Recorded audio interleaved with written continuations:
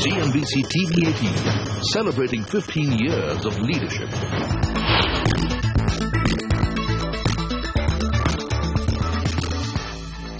Hello and welcome to Markets Today. I'm Lata Venkatesh and with me is Rima Tendulkar.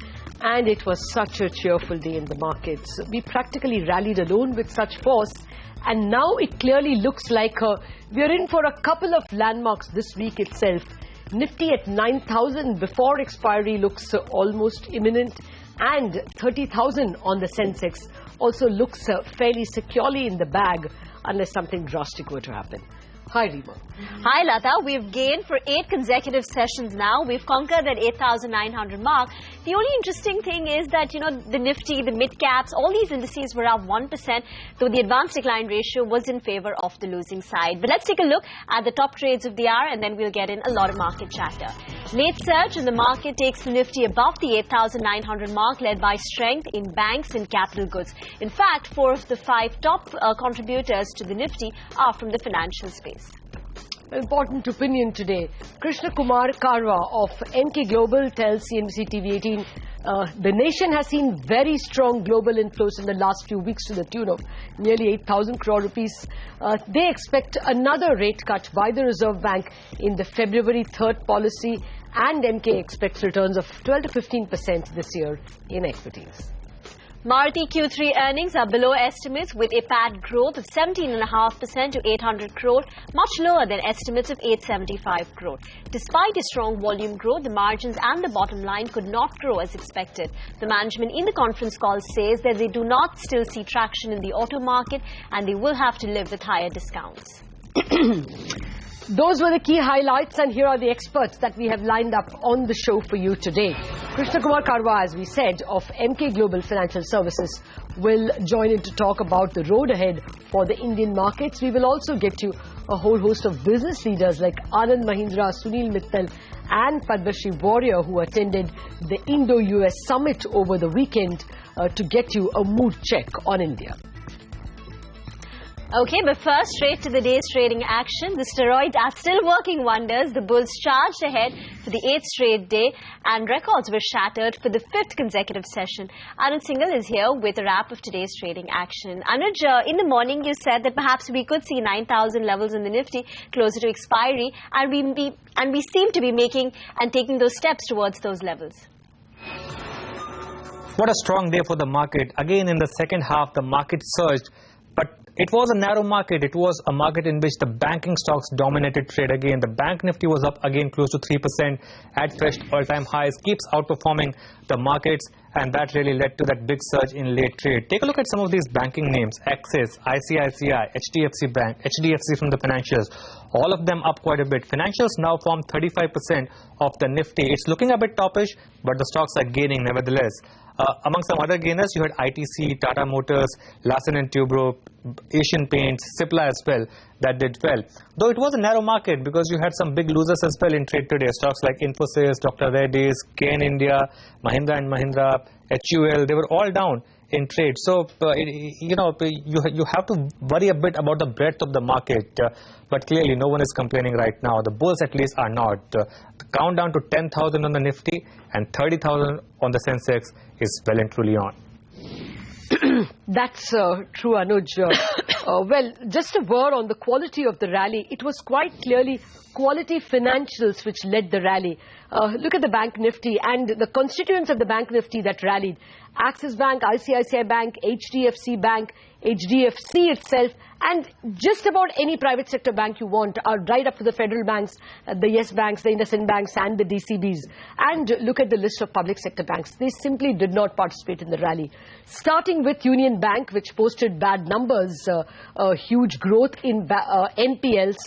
The rest of the public sector banks almost seemed to mirror the fear that was emanating from the Union Bank numbers, the fear that NPLs have still not peaked and we may get bad numbers from them.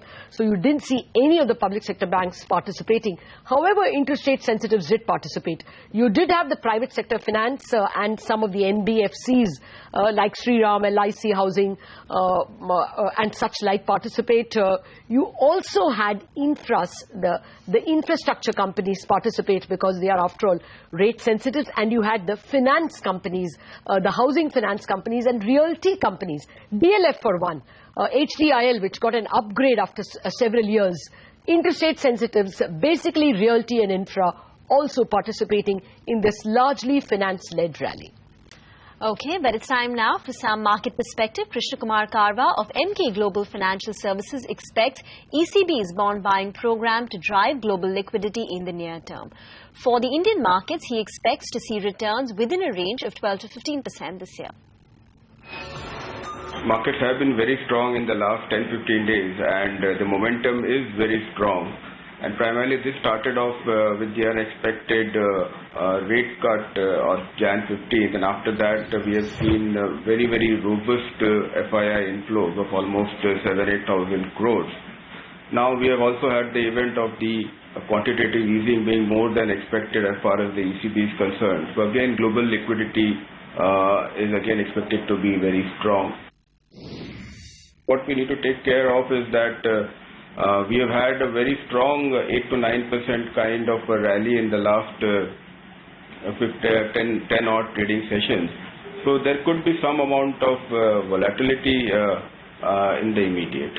Overall returns we believe could be around 12 to 15% on a yearly basis.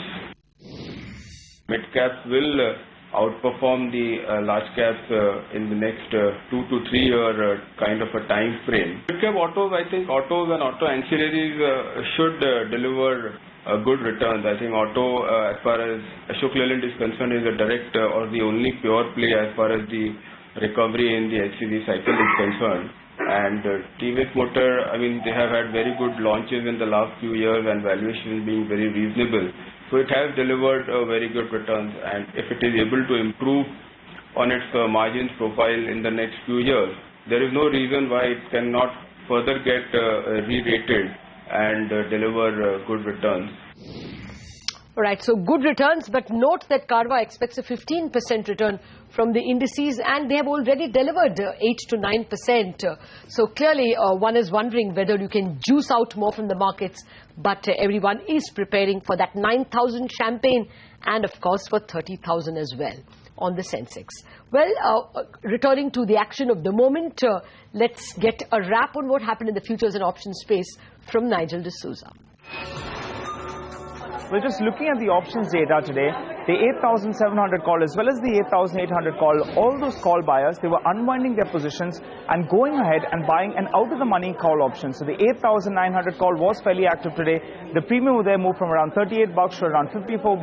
The 8,950 call as well, we saw the premium over there move from around 22 rupees closer towards that 30 rupee mark. The 8,500 put, there was shedding over there, and the 8,900 put, that one was fairly active, and that's what gave you the sense that the Nifty is going to go and make that late dash towards that 8,900 mark. The premium over there fell from $90 to sub 40 rupees, indicating that in the near term, that 8,800, 8,850 level should hold out. The 8,800 put as well was fairly active today.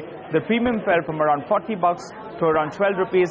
Put traders making money yet again. Asian Paints was the stock from the Nifty space that saw big buying, particularly in the derivatives market, while the Bank Nifty, that one ended with a gain of close to around 2% odd, and big open interest build up. We just look at that big open interest build up, but they're indicating there was buying on the Bank Nifty. SBI as well as Axis Bank, both of them did come in for a short covering bounce in today's trade, and from the broader markets, we did see stocks like Apollo Tyres as well as Voltas. Both of them saw buying interest, while Union Bank, that one got sold into, ended lower by close to around 5.5%. Big fresh shorting been seen on that counter. Thanks, Nigel, for running us through that. On to the earnings corner then. Auto major Maruti's third quarter numbers disappointed the street. Profits rose lower than expected at 17.7%, while revenues too missed the mark, rising 15% year on year. For details, let's now go across to Sonia Shenoy. Sonia joins us from Delhi today. Sonia, first, how was the weather in Delhi? And Maruti's earnings look also a bit subdued. Well, it's quite cold here, but so was the case with the Maruti's numbers. You know, cold this time around, not really, bringing about any fireworks. So to quickly take you through the numbers, the earnings were below estimates, as you rightly pointed out. It's not that the numbers didn't grow. So we did have a revenue growth of around 15-odd%.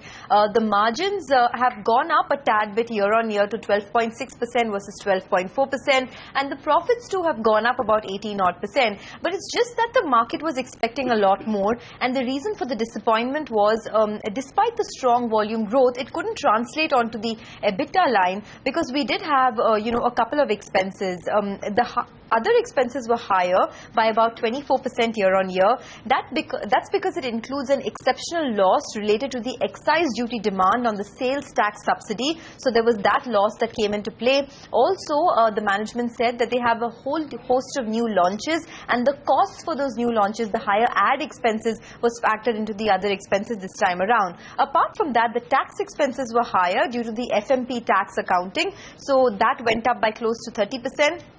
And the other income has seen a sharp dip this time around compared to an average that they've done of around 193 crores in the last 20 quarters. This time it was just about 129 crores. Also, the depreciation was higher due to the new depreciation regulations. So, despite all of this, the stock has moved up because most analysts on the street believe that the triggers for the company continue to remain extremely positive going ahead, and most continue to have a buy. So that's the reason after an initial dip, you saw, the stock surge. Back to you. Oh, absolutely, Sonia. Ending up over 2.25% higher. Let's turn to news over the weekend. CNBC TV 18 caught up with a whole host of top CEOs at the Indo-US Summit, and the mood clearly was bullish there. Let's listen to some of the important voices from corporate India that we caught over the weekend. Yeah, but as Prime Minister says, we should have a higher ambition, and therefore we'll get closer to that, if not to that number. And having $36 billion of FDI into India, only $100 billion of trade, is rather modest for these two large countries. The one thing that I took up with both the leaders was manufacturing and electronics. The electronic manufacturing cluster, where American companies can come and set up manufacturing here, given the massive amount of electronic imports into India. So the first and fundamental thing that is required from both of us, I think, is a shift in thinking and an entirely new way of looking at areas of common interest. So India is legitimately looking for a place at the global high table, and I think it's going to achieve this aim better if it stops behaving like a prickly poor relation and more like a welcoming host. And in a multipolar world, the US interest, frankly, would be better served if the US shifted from being a pushy policeman to focusing on creative collaboration. We're very involved with the government in promoting the vision and ensuring that it can be executed. We are working with them in deploying connectivity solutions. We pursue a vision in our company that we call Internet of Everything, where we bring people, things, and processes together. And in that context, connecting the country, not just from a basic connectivity, but bringing new applications to transform education, healthcare, are big opportunities for us. Okay, on that note, it's time for a short break. But coming up on the other side, Max India restructures its business. So we'll get you more details on that, as well as on the latest on the SpiceJet crisis.